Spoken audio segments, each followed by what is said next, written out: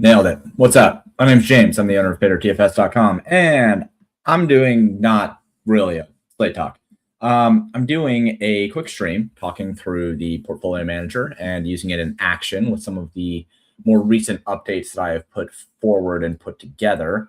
I have wanted to do this for a little while. I'm trying to be a little bit better about posting when I do updates to the portfolio manager. I'm doing more tutorials, stuff like that. But I figured that it would be good to try to do one more of like in action and in a stream, because I don't usually stream when I'm doing these kind of things. I usually just do it as an upload. So I have a double shot here, and it's in my nice little mug. This one reminds me of my mom. My mom got me these, I think. Rest her soul. It's got a little penguin on it. It's very cute. But I'm going to be going through the portfolio manager and building out a portfolio of lineups that are going to be applied to NHL. If NBA had an actual slate today, I would go through and do NBA, and maybe I'll do a little bit of the showdown slate because I'm sure that it'll load. So yeah, it's going to be it. If you guys have questions, then leave them in the chat, which is there. Or you can reach out in Discord if you want to reach out in Discord as well. Either works pretty well. And yeah, so let's just go ahead and get into it, I suppose. That is an immaculately bald head. Yeah, I mean, I shaved today, so I got some good sheen going on here. I'm trying to shave every 2 days now. Nobody fucking cares about this, but like I used to go way too long without shaving, and it would always be a little bit frustrating because then it'd be harder to shave, and it's like, all right, you just fucking be an adult, shave every 2 days. So I'm doing that now, and now I have a very bald head most of the time. Most of the time. Am I going to be playing NBA Showdown tonight? I don't know. Let's build out a little bit in the portfolio manager and see if I like the slate. I haven't taken a look at the slate yet, so let's go ahead and jump in. So obviously this is Pater. I have pulled up the NHL models here. Now, first things first, the portfolio manager can be used just straight out of the box, but I do think that it is worth looking at the slate first and kind of looking at the players and getting an idea of where we want to go on the slate. I'm not going to be doing like a full breakdown of NHL because I don't think that I'm equipped to do that right now. I'd prefer to have Pablo on if I was going to be doing that, or like Kiki or CKK, but none of them are available right now. So let's take a look here. Let's take a look at ownership first. So let's go ahead and do advanced and sort by ownership. So it looks like, got the Blue Jackets top line overall looking like pretty heavy chalk. That makes sense. Their pricing is relatively low. Demko looks like the chalk overall at goalie, but nobody really cares about that all that much. Yeah, it looks pretty heavily like it's going to be Blue Jackets here. Go take a look at line combos. Oh yeah, we sort line combos by ownership. Pittsburgh is the secondary one. They're way more expensive though. Crosby, Raquel, and Rust, 19K versus 15.9. Yeah, the Blue Jackets are just going to be heavy chalk here, so that makes sense. And then I'll usually go over into optimals, and I'll take a look at what the top optimals are. And lo and behold, whole bunch of Blue Jackets, of course. Definitely big team counts here. Okay, cool. So what we should expect then is when we load up the portfolio manager, I'm going to expect that, we're going to get a lot of Blue Jackets. And I'm going to guess that the edge is probably on a team that is not the Blue Jackets, but we'll see. One other thing that I want to do before I jump in is go look at the team matchups and market shares to see if the Blue Jays or the Blue Jackets are really who I want. So I usually like to go line market shares first and take a look a little bit at the projected goals. So Colorado has the highest projected goals, 1.71 for their front line. And yeah, Columbus is right here at 15.9. So that's pretty strong. Their team total is pretty strong. Overall, their high danger, Corsi 4, is high. It's not super duper high. There's a couple teams above them, like Anaheim 2 is better at a cheaper price. Seattle 1 is higher, but their team total is so low that it's really hurting their projected goals. So Overall, like, I'm probably fine with that. Let's see if it's the same in the last 14 days. I would guess yes. Yeah. Yeah. Okay. All right. So let's jump into it. So in order to get to Portfolio Manager, I did a little bit of rearranging of the way that things look now. So the Contest Analyzer is the top overall for research, and now the Portfolio Manager is the top overall for models and tools. And all you have to do now, instead of having to go and find all the files, you can now just load straight from the Paydirt database. So if you are, using the Portfolio Manager, obviously you're a subscriber over at Paydirt. So what you'll be able to do now is we'll pick our sport. We're going to do NHL. We're going to go info and filters here, and I'm fine with projection. I'm fine with 1,000 lineups. Fine with main slate. 49K, yep. And then minimum stack. So one thing that I will do with minimum stacks is push this up to 2 or higher, especially if I'm doing like NFL or something like that. But just for the purposes of this right now, let's keep it 1 through 5 here. And let's just say, all those things are good here. If I wanted to, I could load by ownership if I was going for like cash games or single entry. I'd be fine with that as well, but I'm just going to go with projection here. So now that we have chosen our sport, we have our classic game type, we're on DraftKings, we can just load everything else. So when you hit load from database for the CSV, it's going to load the site pricing. And then we can load our portfolio files. So this is all of the optimals. And then we can just load the projections from the database as well. And as soon as this little guy up here is done running around, then we can go over to the manage portfolio.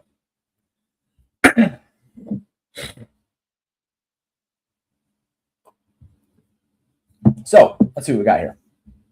All right, yeah. Plum is still obviously looking really, really good. And what you'll notice, of course, is over here, like these are going to be the same lineups, right? Because the optimals are loaded into the range of outcomes. So you're going to notice that these are the same lineups, right? If you were to download these and just upload them here, like same thing, right? That's what the database load is for. So you're able to load, we could load 2,000, 3,000, up to 5,000 is usually where I cut it. I don't think that there's really much value in getting more than 5,000 lineups into this.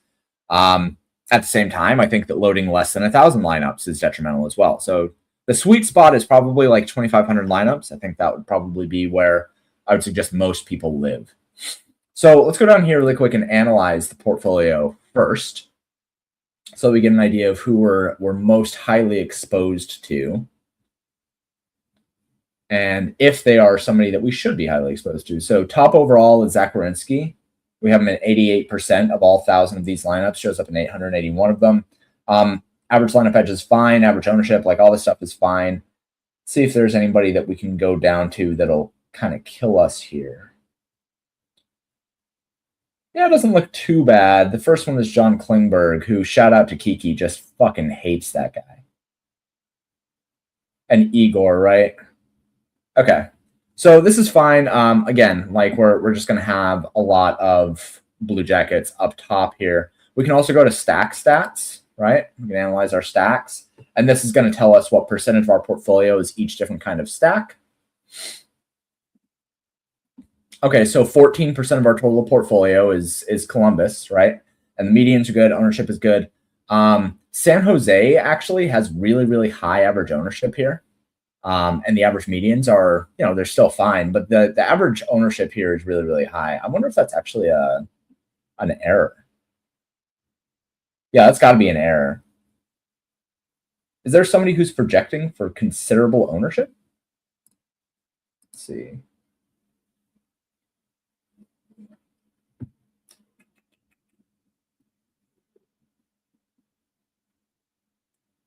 Yeah, there's got to be really, really high ownership on something.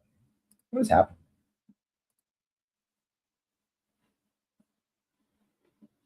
Would it be Igor or something like that?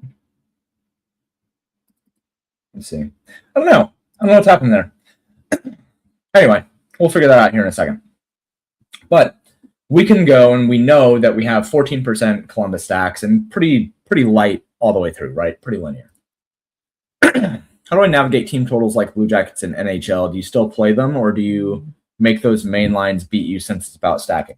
I mean, I think that playing teams in good spots is important. Like very similar to MLB, right? If a team has a team total of 6.5 or 7 or something like that, that's just way more valuable than a team who has a team total of 4.5, right? But it doesn't mean that it's an insurmountable difference. NHL, similar to MLB, is a event-oriented sport.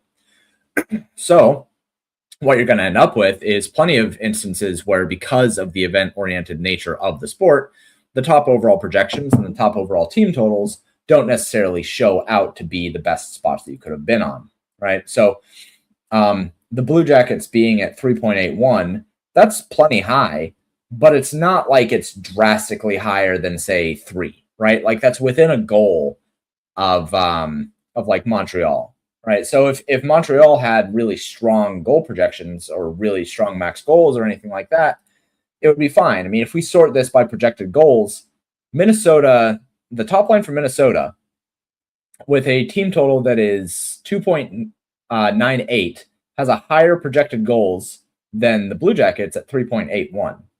And the reason for that is because they just have such heavy percentages of everything that happens for the team that they are still valuable, even though their team total is lower. So this projected goal column is really important to me because it takes all this stuff into account with their team total, right? Like Boston, for instance, Boston is a little bit lower at 3.4, but their projected goals is still 1.26, which is right up there with Blue Jackets at 1.37.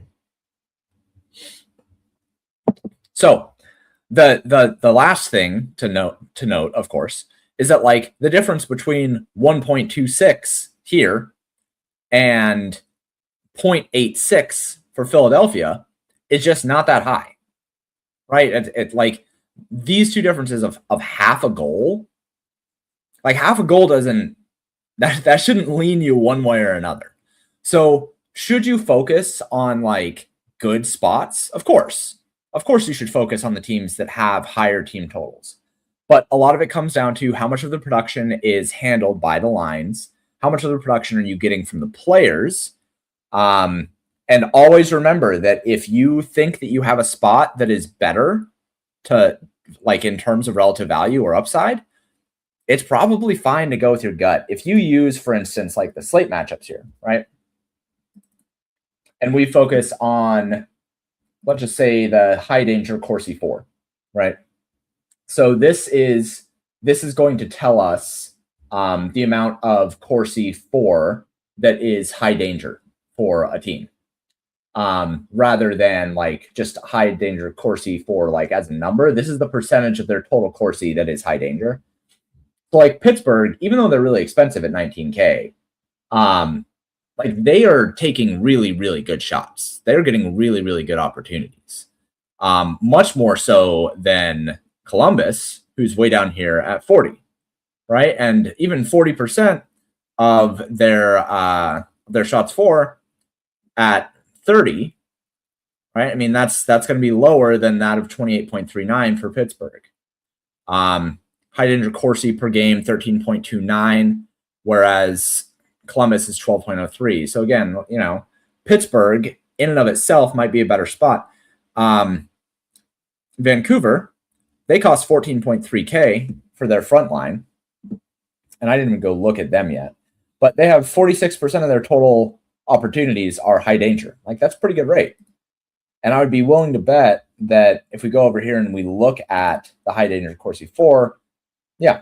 So right here, like you could totally make an argument that Vancouver, the top line for Vancouver would be a completely viable stack overall, even at 0.77, because that's still, you know, that's over half of the way to what we have for Columbus, right? Like they're still fine because they rate out well as a team. They take good shots. They have good opportunities. They're priced well at 14.3K. Their team total at 2.75. That's well within range of Columbus at 3.81. So if you wanted to use them, especially for basically no ownership, totally fine. Totally fine. So hopefully that answers a bunch of questions for you. All right, let's talk a little bit about the Portfolio Manager. So one of the big things that I just put into action is this base setting. So what we can do now, before, all that you could do is after you were done making adjustments, you could reset your portfolio here back to the base setting, right? Back to like the 1,000 lineups that you downloaded initially, or however many lineups that you loaded initially. Whatever your initial load was, you were able to reset back to that. But now you can save new base settings. So let me show you what I mean. Over here, let's just go through some things here that I think are worth doing, right? So let's say that I only want, I'm going to say projected goals here. I only want Colorado, Minnesota, Columbus, Boston, and Utah, right? Like those are just the 5 teams that I want. So I'm going to go back over to the portfolio manager. I'm going to pull this over here. And I'm going to say macro filters. Include specific stacks. And I'm going to say, for those teams, I know there's Columbus. I know there's Colorado. I know there's Utah, Minnesota, and Boston. Minnesota, Boston, right? And I don't think that I care to do any of these things. So I'm going to go ahead and do that. And I'm just going to limit to those. So now I have 308 lineups that are just these stacks, right? So then also I want to say for the micro filters that I only want to have stacks of 3, or actually stacks of 4, 5. Let's just go 4 and 5. Let's run through those. So I have 282 lineups there. Something that you can do now in the portfolio manager is say, okay, I want to save this as a base setting so that I can come back to it later. So I'm going to go new base setting. I'm going to say main stacks 4 or 5. I'm going to say enter. And then I'm going to save current as base. Okay. So now these settings are saved. Right, I can come back to these anytime I want. I'm going to go ahead and reset it just to show you what I mean. So we're back to our base frame of 1,000, which is the default, right? But now I have a new setting saved here, which is main stacks 4, 5. And I can now load that selected base. So now what it's going to do is it's going to reload with just those settings applied. Everybody clap. This is a really, really big update. And the reason why that is because there were a lot of times where I would find myself going through and like making macro settings changes and like adjusting for specifically for like Showdown, right? I would adjust for dupe counts and I would adjust for edge and I would adjust for like the teams that I want or the players that I want included or, you know, any of the combos, stuff like that. And then if I wanted to save those settings, I would have to export those and then re-import them and then start working with the stuff again. And the problem with that was that it would then reset all the dupe numbers. It would reset the edge and the win percentage and stuff like that. And now that we have this all saved as a setting, it has like the same dupe counts and everything like that that I already projected based on the entirety of my portfolio. So now I have the setting, right? And then I could do another setting if I wanted to that parses this down even farther, right? Like say that I also wanted to say, okay, let's see. What could I do here? Let's say that I wanted to say if the lineup has Fantilli, Werenski, Marchenko, and Voronkov. Oh, yeah. I don't do hockey streams because I can't fucking pronounce names. But say that if a lineup had any of these guys, I did not want it to have Demko, right? And then I could come over here and I could save that as well. So let's go up here and let's go to conditionals. And I'm going to say we're going to remove lineups containing Fantilli, Marchenko, and let's just say Werenski, right? Where they also contain Demko, right? Like, let's say that I don't want to have Blue Jays stacks that also have the chalk goalie. So do that. Okay, it removed only 3 lineups. Fine with me, whatever. And then I could come up here again and I could say, okay, main stacks 4-5, no CBJ Demko or something like that, right? Like you could just, you can name these whatever it is that you want to name them. But then now I could then again like load this selected base, go back to it, and like it'll do this kind of like glitch every once in a while where it'll load the wrong one. But then I can always come back to this one where I have main stacks 4-5 with no CBJ Demko. And it will load. So that's huge. You could also do it. You can do it with literally any of these other things, right? Like applying different filters where you might want to have a set of lineups that is low dupes and a set of lineups that is high dupes. You might want to have a group of settings where you're avoiding certain combos. You might want to have certain settings where you remove negative edge lineups but have only positive edge lineups, and then another one where you have all of them, right? Like you can save a whole bunch of different portfolios here that will make it so that your process is much more streamlined. So that's the first thing, right? The next big thing that I also added in is going to be this conditionals manager for combos, right? So let's go ahead and go look at our combos really quick and see what we have in here. And I'm just going to analyze 2-man combos. Yeah, this is a huge efficiency boost. I think it'll save a lot of people a lot of time. Damn straight it's really dope. Okay, so what do we got here? We have a lot of Boone Jenner plus Werenski. But that looks fine. Let's try to find one where we have lesser edge, right? Or like too high of ownership or something. Man, I only have lineups that are positive edge in this one. Okay, hold on. Let's go back up and reset the base. See how fucking sick that is? See how we can just go back up and do that now? So cool. Okay. So now let's go down here and analyze these combos. So I want to try to find one that makes sense to get away from a little bit. Okay. So we have a whole bunch of Toffoli plus Werenski, right? Say that we didn't want those, but that we didn't want to remove lineups, because you can already do that. Like you could do that before. If you wanted to, you could just say, okay, well, I don't like that combo, so I'm just going to remove any lineups that have Toffoli and also have Werenski, right? You can totally do that. And what that'll do is it'll then go through all the lineups and it'll remove any of the ones that have that combo. Now, it didn't have that many, but that's not the point, right? So let's go ahead and just reset back to default. What you can do now as well is you can say, instead, go into the conditionals manager for combos. And what you can do here is you can actually replace different parts of 2-man combos. So in this one, now we can say, okay, well, we think that Werenski is a really good play, but we have like 88% of it, right? So like maybe we could afford to get off a little bit of it.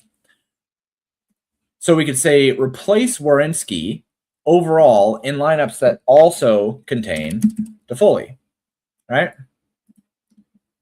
And then we could say, do we have any specific replacements? Like, did you want to replace Werenski with specific players? I don't right now. Is there any player that I do not want to replace him with, right? Like, do I want to avoid replacing him with Fantilli or something like that? I could do that.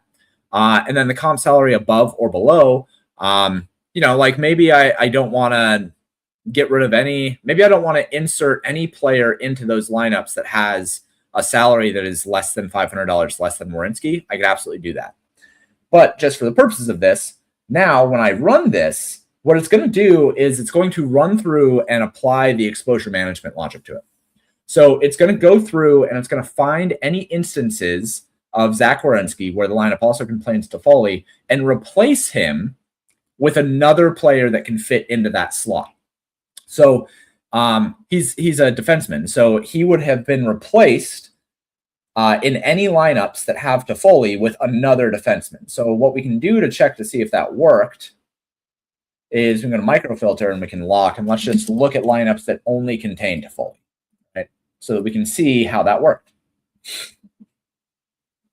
So here you go. And now what you're going to see is we're not going to have any instances of Werenski.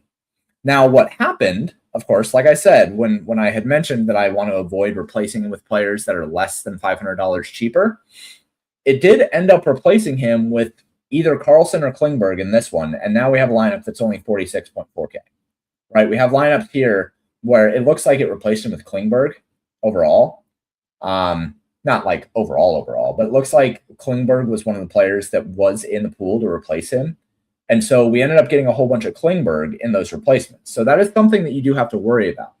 But this is a really, really nice function to have when you have already parsed down your lineups with globals, right? Like we have already gone through and said what teams we want to stack, and we've already gone through and done some other exposure management on other players.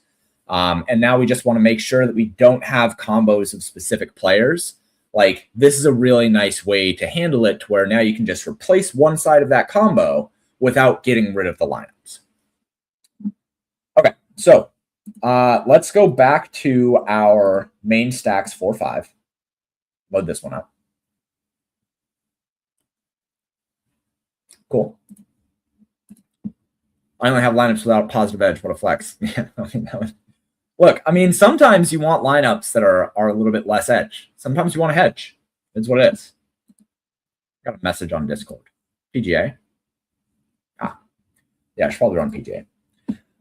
Okay, so another thing here. Let's talk a little bit about exposure management, because I think that's something that people don't utilize quite enough. Let's go ahead and analyze the players that we have in our main stacks and our main 4-5 stacks. So we have 88% Werenski, 78% Boone Jenner, 53% Blackwood. That's a lot of Blackwood. And Marchenko at 47. So one of the things that I think is also useful is kind of tiering out your players. And you can already see that there's like tiers that have been artificially created here, right? We have like these guys who are very valuable in the vast majority of our lineups. And then we have these guys who are valuable, but not quite as valuable. And then we have this, it starts to kind of stair step down, right? I personally like to have tiers as I build out. I don't necessarily care as much about having like a lot or a little, or how the lineups come together as much, but I do care about having certain exposures to certain players and how much I want of them and like certain positions. Like, for instance, for a goalie, I don't fucking want 53% of a goalie. Like, I just don't. So what I'm going to do is I'm going to go up to the options and I'm going to do some exposure management. So I don't want 53% Blackwood. Where is the second goalie that I have? The second goalie that I have is 14%. So I think, 25% seems about right. So let's go with Blackwood and let's say 25%.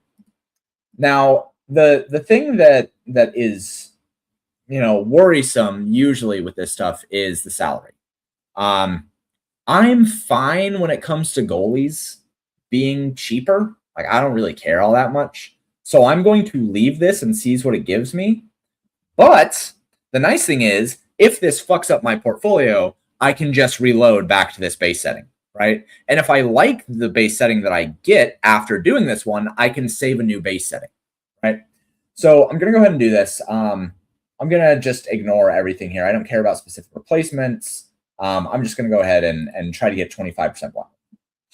So that shouldn't be too hard. I think that's probably just going to run through because goalies are mostly interchangeable. But we do have instances like this where it went all the way down to like Spencer Knight, right? So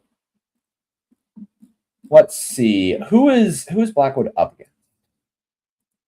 That is actually a question worth asking. Because I don't know these things, right? Seattle. Okay. So one thing that I actually would want to do here, right? Let's go ahead and reset back to here. I would want to not make this change. I'd want to not remove him from lineups that have, oh wait, none of them can be Seattle. So I guess that doesn't actually matter. But we can now say, okay, never mind. I don't want to replace him with Spencer Knight. right? Like I already have lineups that are relatively low here. I don't want to replace him with Spencer Knight. So let's do comp salary only 500 or less. And let's go ahead and try to do that. Okay, so that's better. Now, 48.8, that's acceptable in hockey. 48.7, blah, blah, blah. Let's go ahead and analyze now and see if I was able to get down to 25%.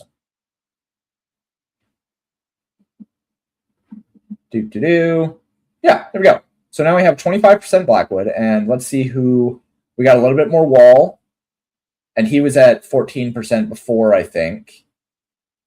Quick is still at 10%, so 25% might even be a little bit too high, right? But it is what it is, right? Like we got him down. So now we have these guys that are in this 47 and 39. Like maybe I don't want anybody over 30%, except I do because Marchenko is a really good play. Let's just move Marchenko down a little bit. And what we can do is, again, we can come over here and we can actually say, let's go ahead and take a look at just CBJ here. It's like, okay, so Marchenko is a wing. Say that we wanted to replace him with Voronkov. How much Voronkov do we have? Not as much. Right? Yeah, okay, so we only have 10%. So say that we wanted to take down Marchenko a bit, and then let's move this back down to 5,000. Say that we want Marchenko to be, what, 40%, it looks like? We can even say 35% if we wanted to. But let's say, actually, fuck it, say that. And let's say that we wanted a specific replacement of Voronkov. Did I say that right? No. So let's go ahead and do that now.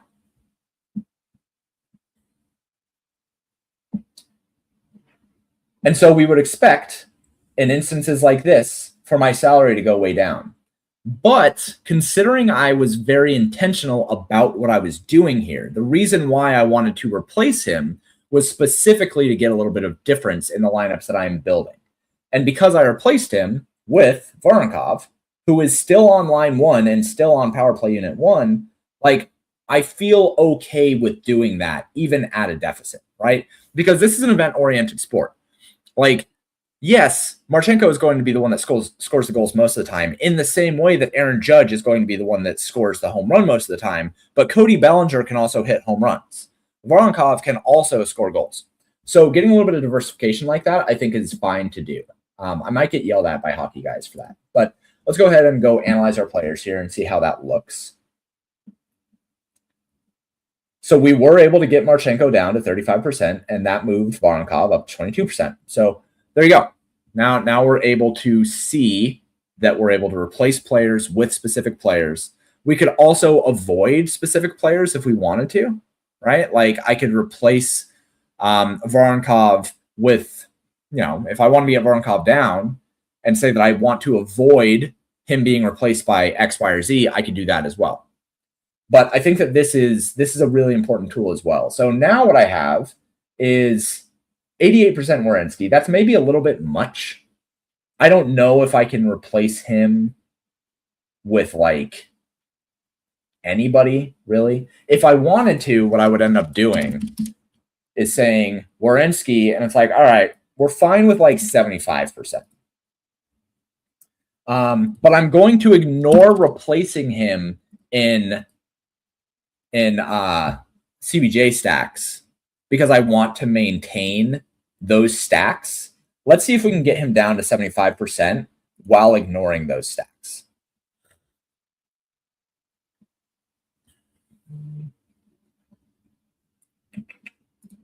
So let's see what that did for us. Okay, cool. So that worked, and we still are going to maintain having him in those CBJ stacks, so we're happy with that. That's fine. So now we have a pretty nice little run through here. Now, when I'm done, exporting these is very easy. Let's say that I was happy with the way that this has been built out, and I just want to get my 150. Typically, what I will do is one of two things, right? I'm going to show you both. So I like this set of lineups, and actually what I'm going to do is I'm going to save this, right? I'm going to save ready for strat. Save. So I'm going to do a couple different things here. And then I'm going to look at how they pan out and see which one I like more. The first one is stratifying on weighted ownership. And when I stratify on weighted ownership, what I want to do is I want to get only lineups that are more heavily owned. Now, the reason why I would do it this way, and this is one that I use more for NBA, is if I am playing a sport where I think that ownership is very efficient, I will sometimes use stratifying by weighted ownership so that I make sure that I am not getting too crazy with any of the lineups that I use and save, right? Now, if I were to do this with the entire sample range, what that would mean is that it will try to find a way to give me a linear representation of my 282 lineups here based on the highest weighted ownership and like the lowest weighted ownership, right? So I will have lineups that are very, very, very low owned and lineups that are very highly owned. But I don't want those lineups that are very low owned if I am stratifying on weighted ownership, right? Like I want lineups that are in the higher ranges of ownership. So this is what I will usually do. And I'll run it and I'll see where it's at. It's like, okay, so I can only get 71 of these based on this, right? So let's go ahead and reset this back to ready for strat. And the other thing that I'll do is do it on diversity. And with diversity is basically saying like how similar is this lineup compared to the other lineups that are in this group of lineups, right? And what it'll try to do is it'll try to find lineups that are a linear representation of the diversity of the lineups that it is looking at. So if I do this, I want 0 to 100. I want the lineups that are the most diverse and the least diverse. So I'll try to run that, see where that gives me. Gives me 116. Cool, fine, good. If I was aiming to have 150 specifically, one thing that I would do here, so let's go ahead and load back to ready for strat. So I know that I got 116 there. I'm going to inch this up. There's 129. Back to ready for strat.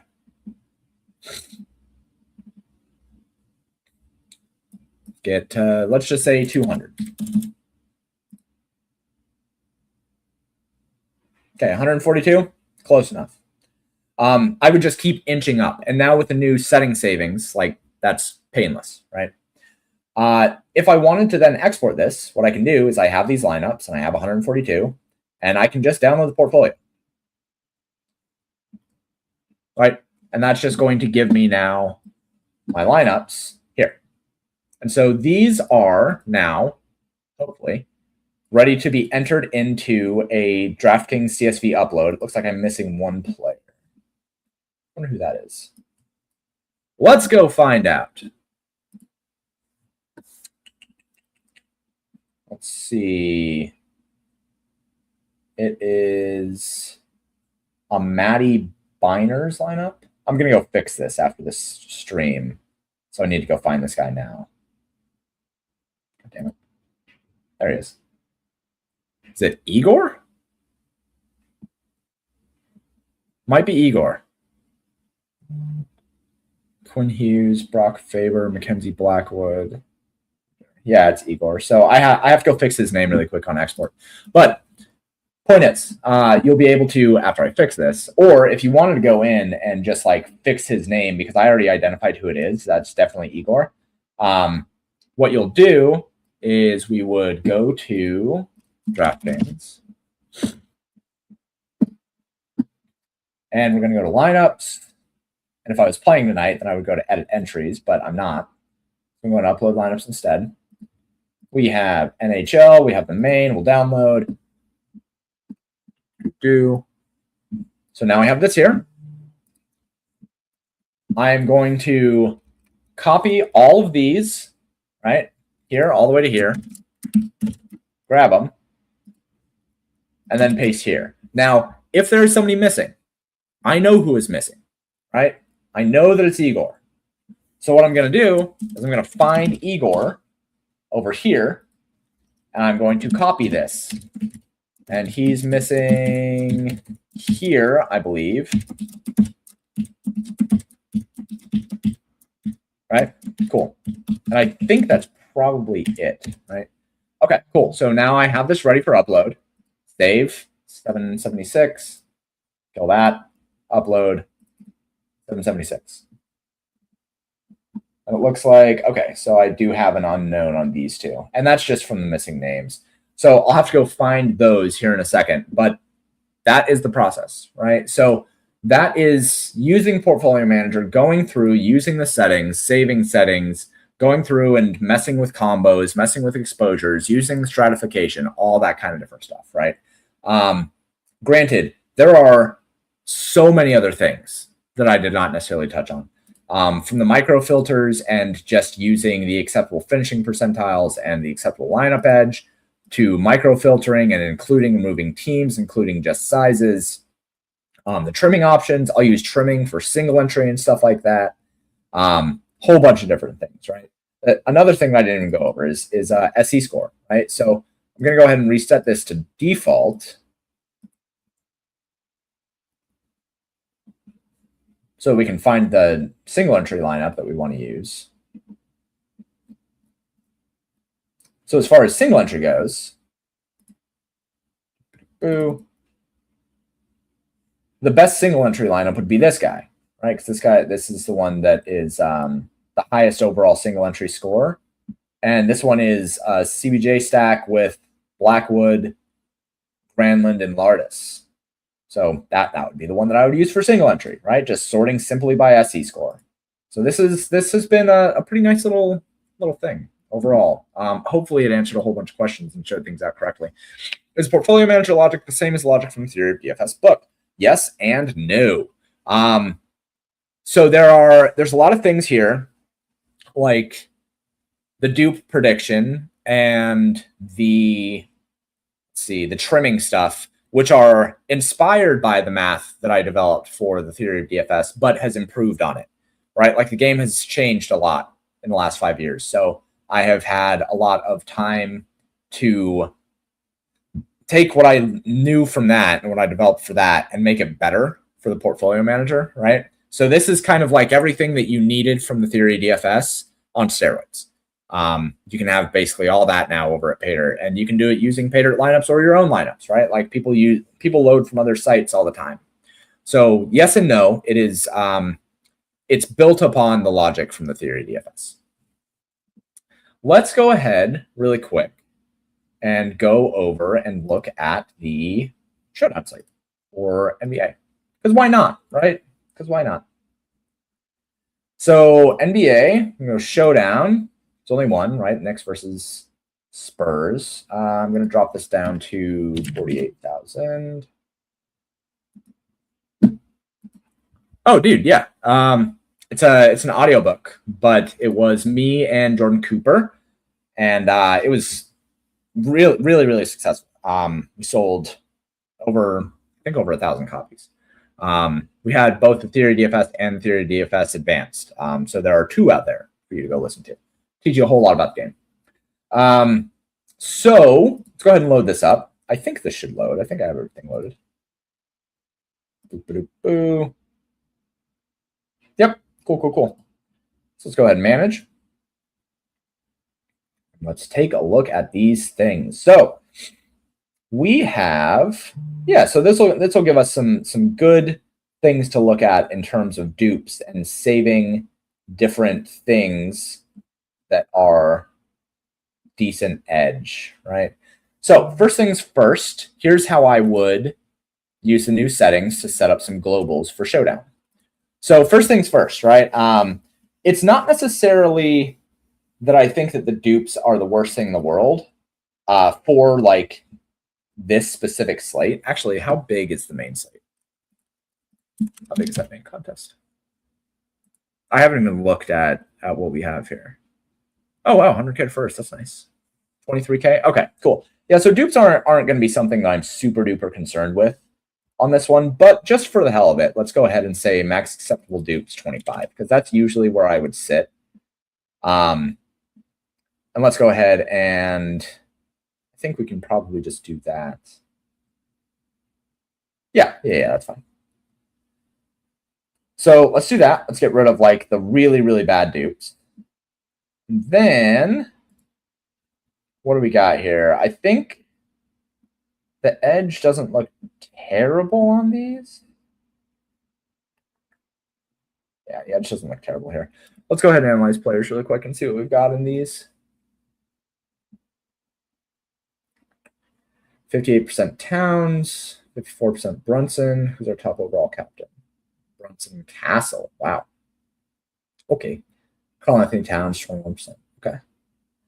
All right. So let us, just for the sake of things here, because that didn't really parse it down too far. We didn't have that many high dupes. Let's go ahead and say max acceptable lineup edge at 0. Let's apply that. So that gets it down to 717. That'll be good. And so now what we can do, as I said, is say managed dupes edge and save as current base. Cool. So now that's saved. So now we can always come back to this setting. And again, the nice thing here is that we know that these dupes are accurately compiled because this is off of the base main set, right? So let's go ahead and look at combos really quick, because combos I think are important for Showdown. So Brunson plus Towns, Towns plus Castle. Are there any that I would just be like, no, I absolutely don't want this combo? Actually, I can do better than this. I can do better than this. Go look at the game logs. Research game logs. This would be a nice little show into how I look at NBA anyway. Okay, so something that I care about here is correlations. So I'm going to look at specific teams. Let's just look at the Knicks. And I want to look at specific dates. I only want to look at this year. So let's go from October 1st to December 15th. And let's look at some correlations. So the reason why I look at correlations here is I want to see if there's anybody that I absolutely do not want together. So for instance, Karl-Anthony Towns has obviously a 100% correlation top to Karl-Anthony Towns. It's 1-to-1. To Landry Shamet, it's 37. It's 0.37, right? So Landry Shamet has a positive correlation in his outcomes with Karl-Anthony Towns. On the other hand, Miles McBride has a pretty negative correlation, negative 0.46 with Karl-Anthony Towns. That means that when Karl-Anthony Towns has good games, typically Miles McBride has bad games. Trey Jameson III has the largest negative correlation, right? So one thing that we could do here, if we just wanted to, be quick about the way that we're handling our correlations here. Get out of here. We can say, not exposure, so conditionals. Let us remove lineups containing Karl-Anthony Towns overall, where they also contain Miles McBride. Oh, we don't have any where it's also containing Miles McBride. That's fine. Okay. So we don't have to worry about that really. Maybe Daddiet, where the fuck that is. Do we have to worry about that? We don't. Nice. Good evening. Hello. Okay, so Karl-Anthony Towns lineups, not worried about it. What about Jalen Brunson? Relatively positive with Miles McBride, but not overly so. Again, we're worried about Trey Jameson and whoever the fuck this is, Tosan Evbulamam. There's no way. There's no way I can pronounce that. But anyway, you should not play Jalen Brunson with this dude. The other one that's interesting here is Landry Shamet. He has a pretty heavy negative correlation with Landry Shamet. So I'm going to guess we do actually have lineups that we can remove for that combo, right? Brunson and Shamet. Really? We don't have any Shamet lineups? Huh. Crazy. Crazy shit. Okay. What about Mikal Bridges? Doesn't look like there's anything that I'm worried about there. What about Josh Hart? kind of negative with these guys, but not heavily so. What about OG? Jordan Clarkson and OG are bad. So let's see if we have any of that. Is Anunoby. Yeah, there we go. Okay. So let's remove those lineups. All right. Yeah, that gets rid of quite a few. Okay. Anybody else? Landry Shamet. We don't like Shamet with Anunoby, but we don't have any Landry Shamet lineups, actually. We have literally none. We do have Clarkson lineups. His biggest negative is Anunoby, but we already removed those. What about Miles McBride? Karl-Anthony Towns. We don't have any McBride lineups. And Mitchell Robinson. Okay, so maybe you wouldn't want to have Mitchell Robinson with Karl-Anthony Towns. Like, maybe you didn't want to do that. I don't actually care. We're not going to say that. Okay, let's go look at Spurs. First things first, Wembanyama. Heavy negative with Minix and Bryant, and Olynyk and Barnes, actually. So let's go ahead and go do that. Say Wemby. And let's remove Olynyk. Not there. What about Barnes? Harrison Barnes. There you go. Go ahead and do that. Okay, there's only one lineup. That's fine. Then I think probably the rest is fine, whatever. Castle is something that we have quite a bit of, so this one matters. We don't have any Olynyk lineups. I don't think that we have any Waters lineups, but let's find out anyway. No, we don't. And then Harper and Fox. Okay, so we don't want Castle with Fox, and I think that's probably going to be a big one. Okay, yeah, that removes quite a bit. And let's also go Harper. Oops. Care about Clarkson.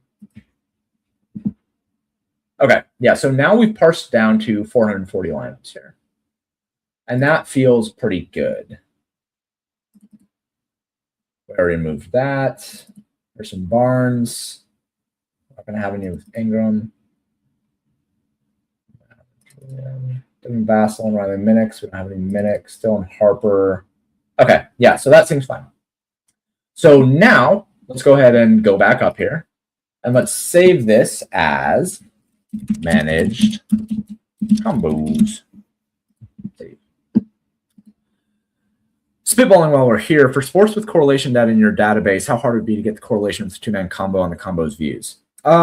Relatively hard. So one of the things that I do want to think through is being able to, instead of having to go combo by combo, allowing people to upload a CSV that holds the combos they'd like to avoid. Or like being able to say, like, instead of doing what I just did with Conditionals Manager with players, having like a combos drop down here where people could just put in player to keep, player to avoid, and having it be like you could just add different combos for it to avoid. But I'm still thinking through that one. So now we have our base sitting here. Let's go ahead and look at the stats of this one. And then let's go through some exposure management. Because these are all lineups that we know have acceptable dupes. We know are positive edge, so we're happy with both of those things. Let's see if we want to cut down here at all. And like, as I look at this, probably not, really. And Karl-Anthony Towns 30% at captain. That's probably fine. Brunson 22% at captain. Like, maybe we want a little bit more Wembanyama captain. Because I don't think that we have much, right? Hey, Bubba. Hey, it's Damascus. Hey, Bubba. What's up, baby? Just like a forewarning. You gotta knock. You can't just. Oh yeah, you do have to knock. That's right. Anyway, here's my family. Especially if Dad's working. Daddy is streaming. Yep, we're saying. Oh. Yeah, we're live. Yeah. That's why we can't just barge in here, man. That's right. But can I help you guys? But yeah, come downstairs with me. Okay, I'll come down in 6 minutes after I'm done with the stream. No. Is that okay? Do you want to say hello? Hello. That wasn't loud enough for anybody to hear. Hello. All right, go. Gotta be down. Go. I'll be down soon. Oh, I know. We're trying to work on yes, sir, and yes, ma'am right now because Damascus wants to get into martial arts. And he has to be respectful when it comes to martial arts.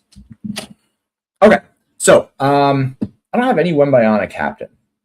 I would like to try to get some Wembayana captain. Right? I don't even know if I'm going to be able to. Like maybe at least like 10%. Right? He's expensive, so it makes it really hard to get him there. But let's just see if we can. Right? I have no idea if I'm going to be able to do this because he's so fucking expensive. Let's see.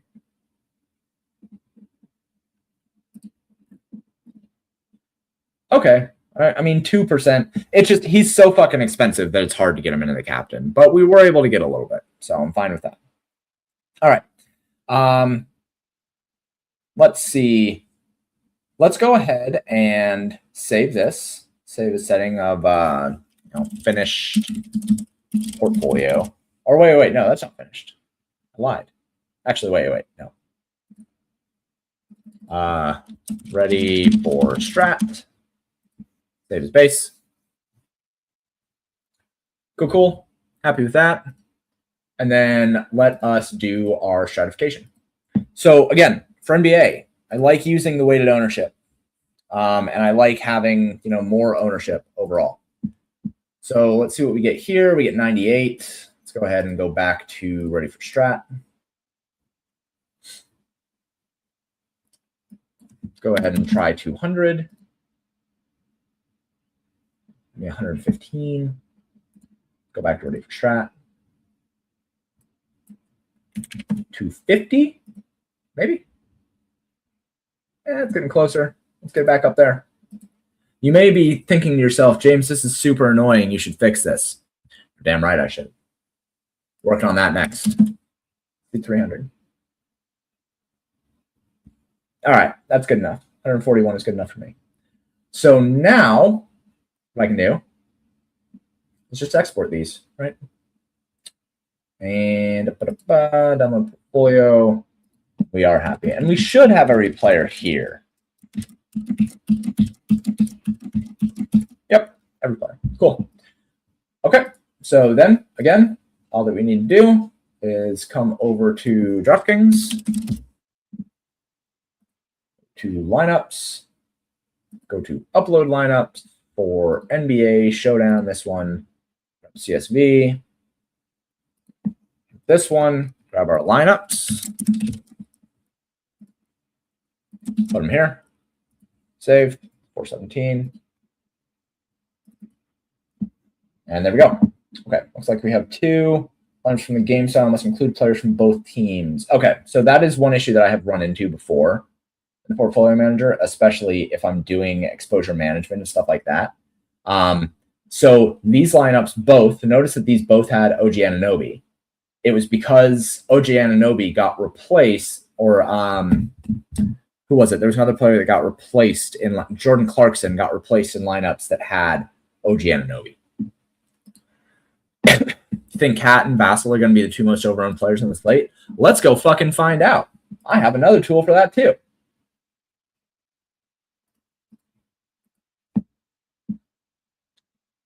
Let's see. Going over here. Showdown contest sims. Go ahead and run it. All right, let's see what we got here. So captain exposures. Keldon Johnson looks like he has the most edge. Models like Stephen Castle. They think that Karl Anthony Towns is fine overall.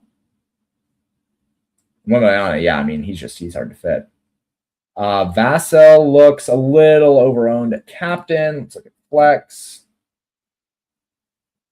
Karl Anthony Towns looks fine, my dude. He looks fine, unless you think that he's going to be way higher on than I'm projected. Devin Vassell does look like he's going to be a little bit overowned. So, again, use the tools at PayDirt and you can make these decisions, right? I got fucking everything you need, everything you could possibly need, right? Okay, yeah, so this should do it. Hopefully this gave some people some really good information about the portfolio manager. This tool has come a long way. It's really, really strong for a multitude of things now, right? You can do pretty much everything that you want to do with portfolios in here now. That said, if you have any questions, feel free to reach out. And, if you want to try it, you can get access to it for $5 over at the site and subscription options. Actually, I should show that. I'm fucking terrible at this. Okay. If you don't have a subscription to Paydirt and you were interested in the things that are just showing off, go get a subscription. It's $40 a month, $35 for NFL only, $35 for, this still says MLB, but should be NBA, $240 for full NBA access, although this price is coming down soon. At the beginning of the new year, the new cost is going to be like $180, I think. So if you want to wait for that one, totally understand. $20 for a week, $5 for a day. I appreciate all the support. I appreciate everybody watching, right, and taking interest. So if you got questions, feel free to reach out. Find me over in the Discord. Find me on Twitter, whatever. And thank you guys for watching. I'm going to get out of here and go eat some food because my tummy's grumbling. But thank you guys so much. I appreciate it, and I will talk to you all next time.